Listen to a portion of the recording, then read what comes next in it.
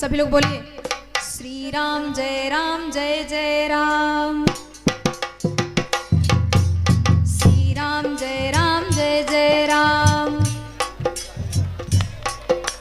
जय श्री राम जय श्री राम।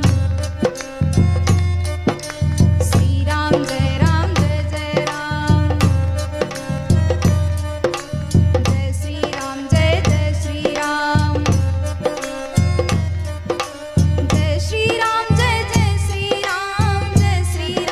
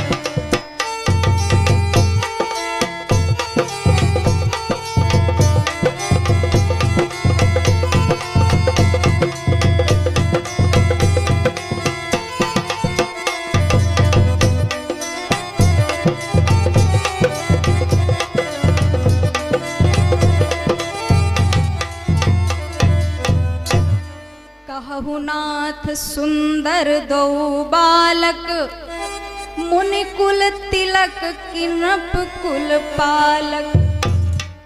मुनिवर, ये दोनों कुमार क्या मुनि कुमार है क्या? मुनि कुल तिलक क्या आपके कुल के हैं क्या? या फिर नृप कुल पालक या किसी राजा के बेटे हैं? महाराज, या स्वयं पार ब्रह्म परमात्मा उतर करके आ गए हैं? आखिर ये कौन है? तब विश्वामित्र महामुनि जी हर्षित होकर कहते हैं, राजन आपने बड़ी सुंदर बात कही। सुनो, ये है कौन और इनकी महिमा कितनी बड़ी है, और इनके जो पिता हैं उनकी मैं कहां तक प्रशंसा करूं। कहते हैं, अगर कोई व्यक्ति आपके ऊपर एक बार उपकार कर दे और करोड़ों बार अपकार करे तो उसके एक उपकार को कभी भुलाया नहीं जाता। विश्वामित्र महामुनि जी महाराज नेत्रों में आंसू आ गए। उन्होंने कहा, मिथिलापति आपने पूछा, सुनो।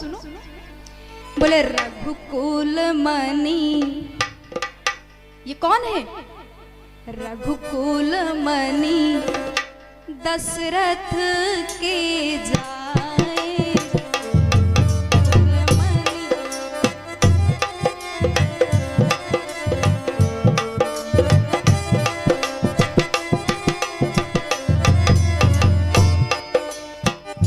रघुकुल मणि दशरथ के जाए। श्री राम जी। और मम हित लागी नरेश पठाए।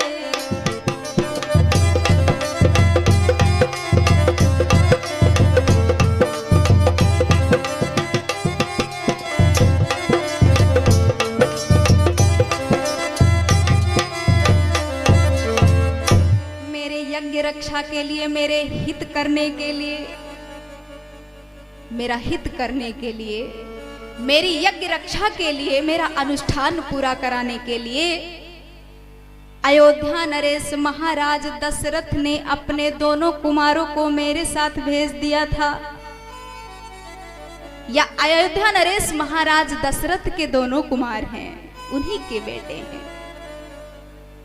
महाराज,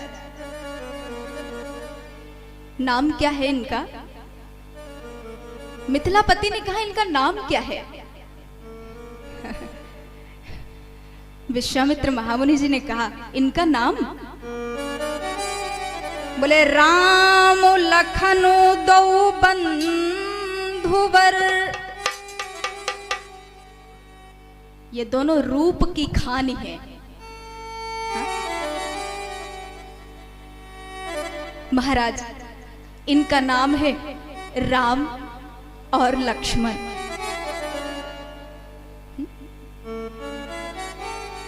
लक्षण धाम राम प्रिय।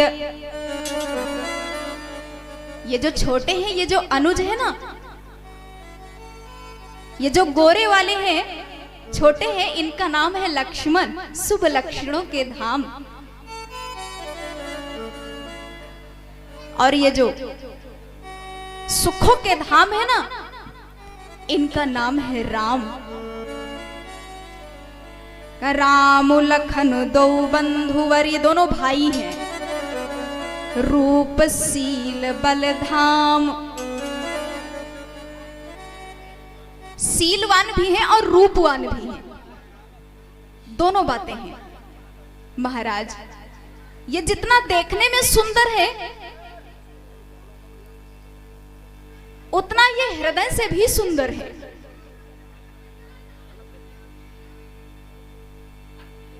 भगवान भूत भावन बोले, देवी मख राख्यो सब साखी जगु, जिते असुर संग्राम। मेरे मख की रक्षा करी, मेरी साख अर्थात मेरी लाज रखी।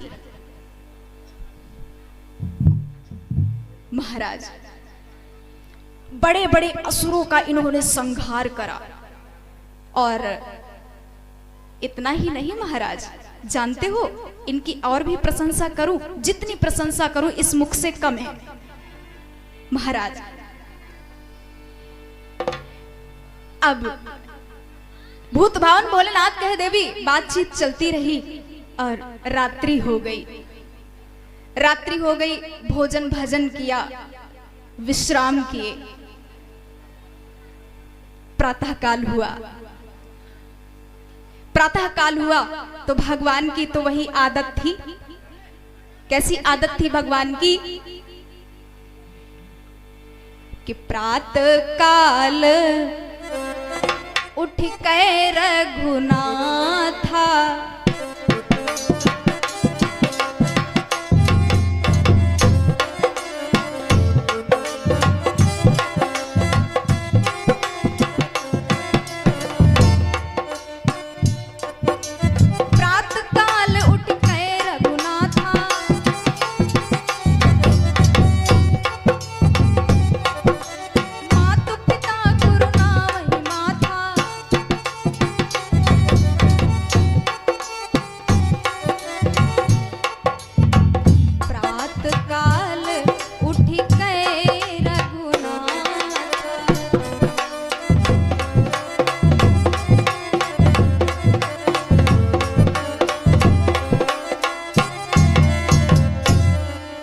भगवान की तो शुरू की आदत थी ना, प्रातः काल उठ के रघुनाथा, मात पिता गुरु ना वही माथा।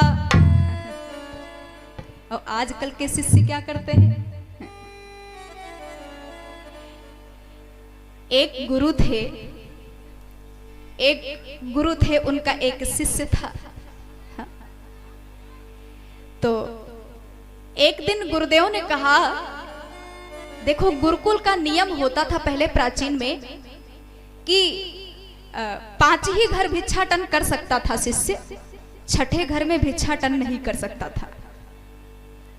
यानी 5 से अधिक घर में भिक्षा नहीं मांग सकते थे, 5 ही घर में भिक्षा ले सकते थे, भीख मांग सकते थे। ये गुरुकुल का नियम था, आदेश था गुरुदेव का, और गुरुकुल की मर्यादा थी। महाराज एक दिन गुरुदेव ने अपने शिष्य से कहा कि ऐसा करना कि जब मैं कहीं बाहर चला जाऊं भिक्षाटन करने, तो तुम ठाकुर जी को भोग जरूर लगा देना। तो उसने कहा ठीक है, लगा देंगे, इसमें कोई बहुत बड़ी बात नहीं। आप लगाते हैं, आप गुरु हैं, आप भोग लगाते हैं, नहीं रहेंगे तो हम लगा देंगे।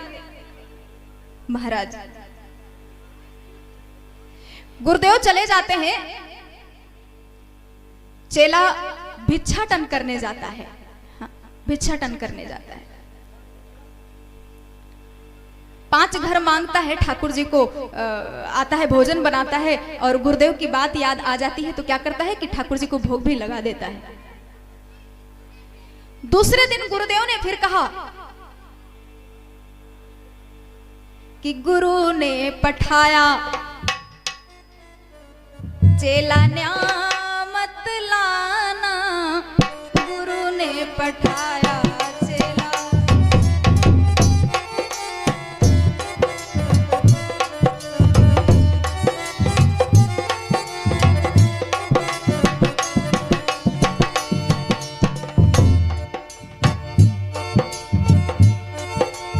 एक घर मांगना, 2 घर मांगना, 3 घर मांगना, 4 घर मांगना, 5 घर मांगना। चेला मुट्ठी भर के लाना, चेला न्यामत लाना। यानी 6ठे घर में मत मांगना, 5 ही घर मांगना। गुरु ने पठाया चेला न्यामत लाना।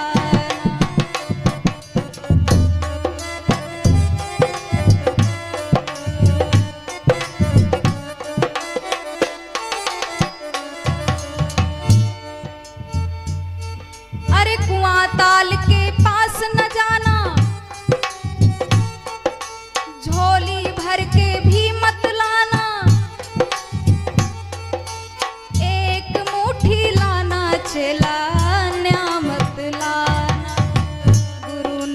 उठाया चेला ने बदला।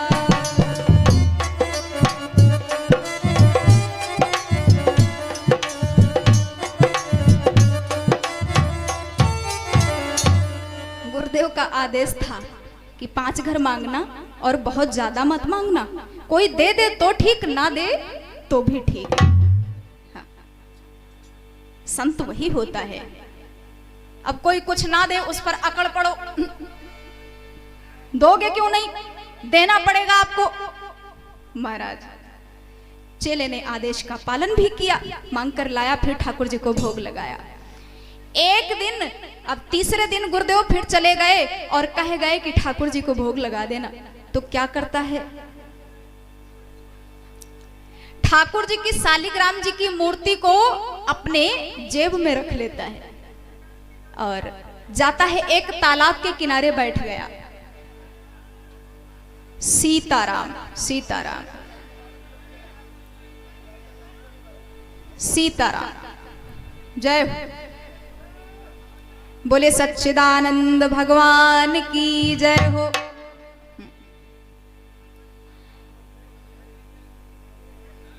तो महाराज जाता है एक सरोवर के नजदीक, एक तालाब के किनारे बैठ गया। बड़ी तेज भूख लगी। अब तालाब के किनारे क्या रखा है, क्या खा ले। तो सोचा कि गुरुदेव कह गए थे कि ठाकुर जी को भोग लगा देना, शालिग्राम जी को भोग लगा देना। शालिग्राम जी को पॉकेट में रख लिया और थोड़ी दूर टहलते टहलते टहलते टहलते पहुंचा तो एक जामुन का पेड़ दिखा। काहे का? जामुन का। और जामुन कैसे होते हैं, कैसे होते हैं? काले काले। और शालिग्राम कैसे होते हैं? काले काले। शालिग्राम जी की मूर्ति भी काली और जामुन भी काले।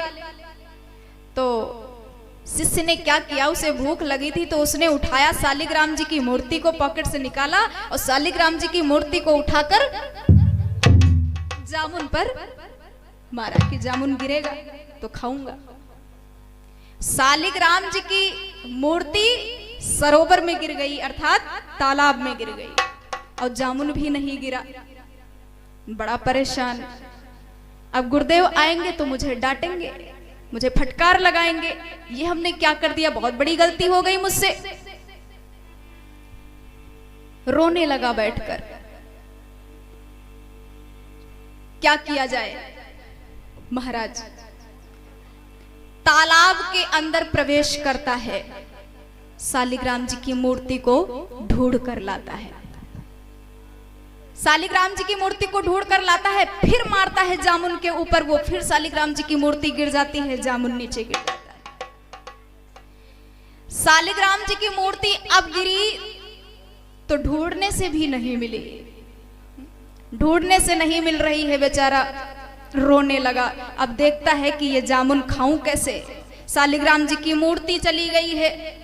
और अगर कहीं गुरुदेव देख लेंगे कि शालिग्राम जी की मूर्ति नहीं मिली तो गुरुदेव तो मुझे बहुत फटकार लगाएंगे। क्या किया, जामुन को उठाया और उठाकर एक पोटली में बांध लिया, बांध कर ले गया और उसी शालिग्राम जी के सिंहासन पर उस जामुन को बिठा दिया। गुरुदेव आए तो सबसे पहले गुरुदेव कहने लगे कि शालिग्राम जी को भोग लगाया था कि नहीं। गुरुदेव को थोड़ा कम दिखाई पड़ता था, आंख से कम दिखता था, पर मस्तिष्क से थोड़ा ना कम दिखता था महाराज। तो उन्होंने कहा, क्या शालिग्राम जी को भोग लगाया था? उसने कहा, हाँ गुरुदेव लगाया तो था, डरता डरता आया। गुरुदेव ने शालिग्राम जी की मूर्ति को उठाई, अपने हाथ से उठाया, और जब अपने हाथ में लिया शालिग्राम जी की मूर्ति को और जैसे पकड़ा, वो शालिग्राम जी की मूर्ति तो थी नहीं, वो तो जामुन था। जैसे पकड़ा हाथ में तो वो गल गया, जामुन गल गया।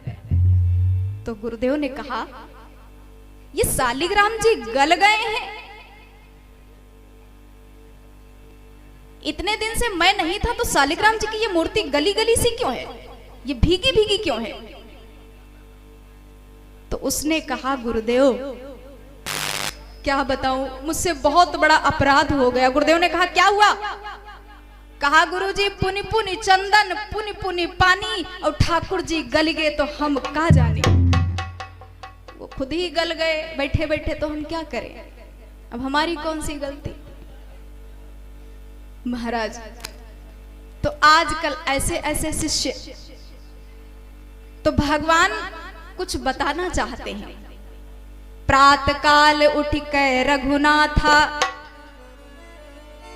संसार के हर बेटे को हर बच्चे को भगवान ये बताना चाहते हैं मानो कि प्रातः काल उठकर अभिवादन शीलस्य नित्यम वृद्धोपश्यति